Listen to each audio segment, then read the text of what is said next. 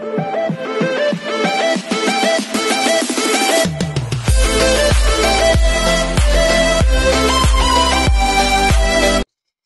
everyone, this is KJ Vlogs, a Filipino reactor based here in Kingdom Saudi Arabia, and welcome back to my channel. Agad-agad gawa natin yung reaction video. The Miss Universe Philippines have spoken. So, yun na nga. Nanalo na nga si Miss Atisa Manalo. Okay, before ko umpisahan talaga to, gusto ko lang i-share sa inyo yung aking thoughts and opinions since last year. Up until this year, hindi ko talaga nakikita si Atisa Manalo as Miss Universe. Hindi talaga, hindi ko siya bet. But for me, she is too pretty. You know what I mean? She is too pretty na parang alam mo yung super angelic ng face niya na wala akong nakikitang peers. Kasi I used to something like, even kay Chelsea Manalo, hindi ko talaga, walang peers eh. Tipong walang rar, walang ganon. Wala akong nakikitang ganon sa kanya. Pero hindi naman kasi ako pageant expert. So, that is only my own opinion. Pero, ang malala nito, nang lumabas siya ng gown competition. Oh my goodness gracious. Sabi ko kasi ang bet ko talaga is Sultan Kudarat and si Iliana. Yan talaga sila ang bet ko. Pero nang lumabas siya, ay, pak! Nakanganga ang lola mo. Nanganga talaga ako mga darling. Super nganga. Pero, mas lalo ko nga mga, nang natumba siya, mami. Nung natumba siya, so parang umiyak talaga ako. Sabi, hindi naman sa umiyak, pero nalungkot talaga ako. Though sabi ko sa friend ko, though hindi ko siya bet, pero I feel sad for her kasi she's trying. This is something like the last card na lang talaga niya. Last na lang talaga to niya. For sure, last na lang talaga ito kanya. So kung hindi niya talaga ito makuha, wala na talaga. Kasi sa isip-isip ko, paano siya mananalo sa Miss Universe Philippines ulit? Kung sa Miss Cosmo, hindi siya nanalo. Diba? Pero kasi lutong Macau din naman pala yun, according to my research. So, it won't take any longer. Panoorin natin and gawa natin ng thoughts and reaction ang kanyang... Kasi pag lumalabas talaga si Atisa talaga, ini-skip ko talaga dito sa FYP ko kasi hindi ko pa talaga siya, nasa biyahe ko kapon habang pinapanood ko ang Miss Universe kaya hindi ako nakatutok talaga. So, without further ado, let's start this reaction video. Miss Universe Philippines. This is her performance. Love her. After the Q&A, after the gown competition, okay, tapos na to. Tapos na to. Atisa na to. Universe Philippines 2025 Coronation Night held on 2nd May 2025 at the SA Mall of Asia Arena in Pasay City. Wait a minute. Is this a storyline? Okay. Confidence. Okay, this is not the video that I want to watch. Seriously, this is not the video that I want to watch. I want to watch the full performance talaga na, I think Indian to. Ano namang alam to ng Indian? Ay, to. Full performance.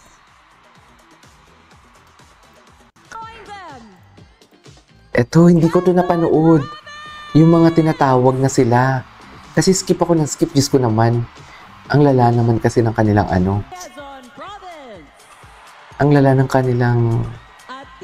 Diba? Not the typical Miss Universe talaga na inaano natin, pero ang ganda ng walk niya pala, no?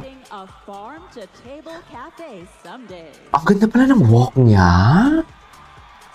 Ngayon ko lang napansin. Ay, opak.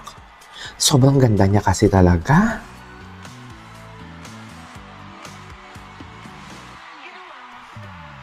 Dito, bilib na bilib ako sa kanya. Ang ganda ng buhok niya dito. Ang ganda ng buhok niya dito. Super.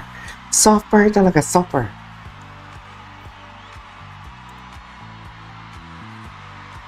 Ang ganda ng buhok niya dito. You're still in Quezon Province. Quezon Province.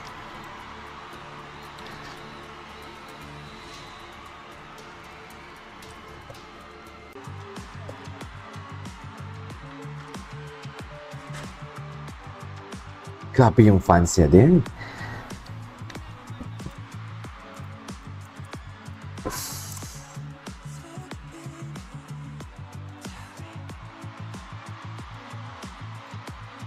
Grabe. Iba siya, mami. Ang ganda ng gown niya. Dito talaga ako na dito talaga ako na shock sa kanya. Bakit siya natumbay? Is that part of her plan? Pero I doubt na part of her plan yan. Kasi, dear, i-risk niya ba yun? Na kaya-kaya niya talagang manil. Ang ganda ng gown niya. Nadulas talaga siya. Actually, hindi lang naman siya napansin ko, hindi lang siya yung kandidata na nag-struggle. Pagdating sa hagdan pala yan na yan for today's video. Lahat naman nag-struggle. Most of them, actually. Ayan, nadulas talaga. Ang ganda po. Diyan talaga ako naiyak. Nilaban niya talaga. Pero nilaban niya.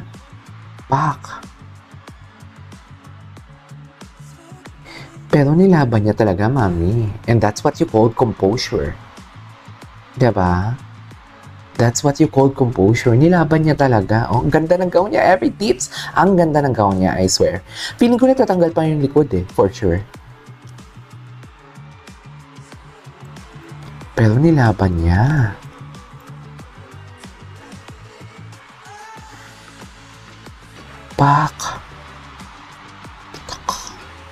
Ganyan, nilaban niya talaga. Composure, I love that.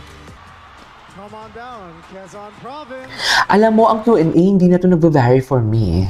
Itong Q&A for me, parang after all the performances, whether maganda ang sagot mo or hindi, it was tested and proven in Binibining Pilipinas and Miss Universe na kahit may mas magandang sagot sa'yo, wala. Kahit sabihin nila back to zero ang score kasi ang kanilang pipiliin na talaga pinakamagaling sa question and answer portion, hindi pa din siya nagva-vary talaga. And this is her question and answer portion. Before we start, you want to greet your fans? Go greet! Just... All my family, my friends. Ang ganda niya kasi, to the point na parang, I really don't know pero parang, ako lang ba, na parang wala kasi talagang fears. I don't wanna say na nakakasawa ang mukha niya kasi hindi naman, pero parang papunta na doon. No? Your support. I can feel your energy here. Kasi sobrang ganda niya, mami. O baka inggit lang ako? What do you think? Last question from the bowl. Yeah.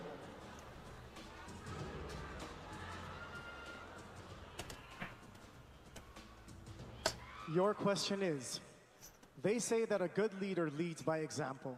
Tell us about one event in your life when you led by example and the impact. Ay, ayan, I fell a while ago on stage. Yeah, oh, it's okay. And the thing with me is, whenever I fall in life, I always make sure I come back stronger.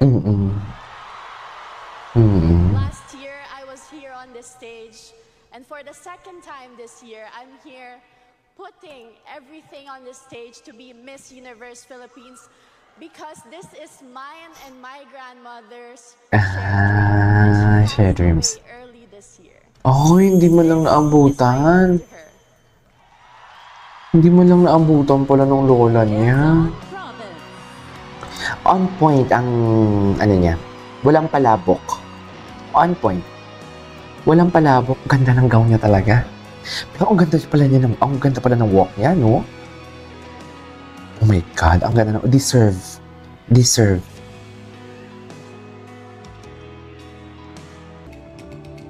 Talaga, hindi na pala, alam mo, okay, mamaya na. 2025 Hindi na pala tinatawag yung mga kung ano-ano, no? Quezon Province. Anong reaction niya? Oh, okay. Grabe ang puti niya. Deserved. And hinag talaga siya ng win-win. Si Iliana, my favorite.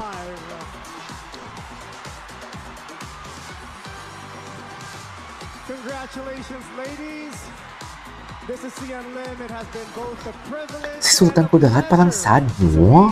Chess, ikaw ba naman malot-lot? Congratulations again Ay, for you, Queen. Chelsea. Congratulations. Back-to-back manalo, no? The Miss Universe Philippines organization. Bongga. Anyways, there you go guys. That is our for today's video. The full performance of Miss Universe Philippines 2025 Maria Tisa Manalo. This is KJ Vlogs and see you on my next vlog. Bye!